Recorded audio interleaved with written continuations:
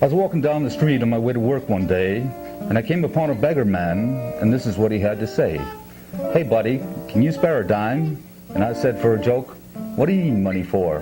You look real fine." He said, "I need something to eat. I need a shower and a shave, and I need a job before I wind up in the grave."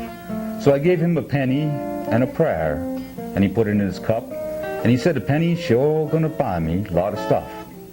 There were others walking by that saw it as a joke, and they put pennies in his cup just to get him choked.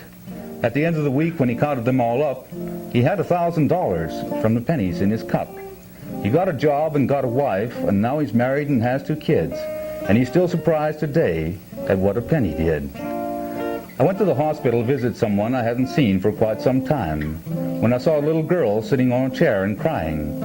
I asked her if I could help her, and she said, "I need an operation before my eyes can see."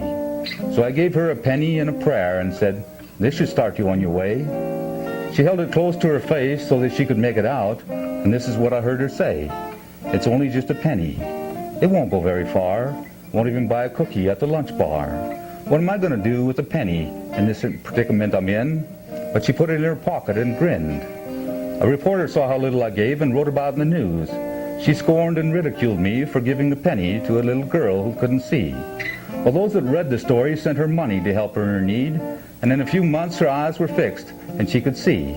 And then she said, "You know, that penny's been pretty good to me."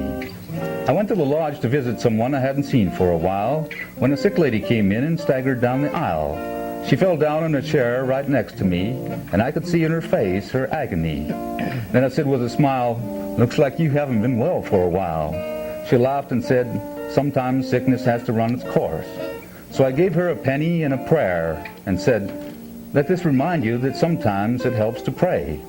The next morning she called a cousin that had been longing to find her.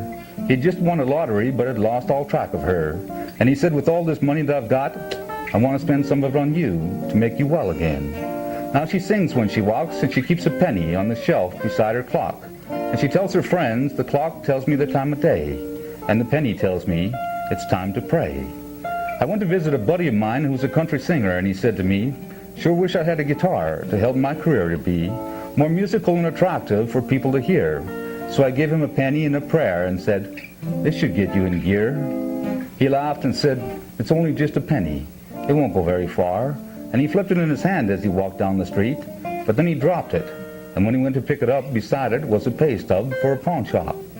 So he went there to see what it was for, and walked out with the guitar that he'd been wishing for. Now he's a country star, and when he's driving in his car to the next concert he has to give, he still shakes his head and marvels at what a penny did. I was sitting in church one day when the collection plate came by, and I put in a penny and a prayer, and the little boy next to me gave out a sigh. And he said in words just under his breath, "It's only just a penny. It won't go very far." And I said, "It's only just a penny. It won't go very far." It took a beggar off the street. It helped a blind girl see. It made a sick lady well, and it made a country singer a star. And then I smiled and said, "It's only just a penny.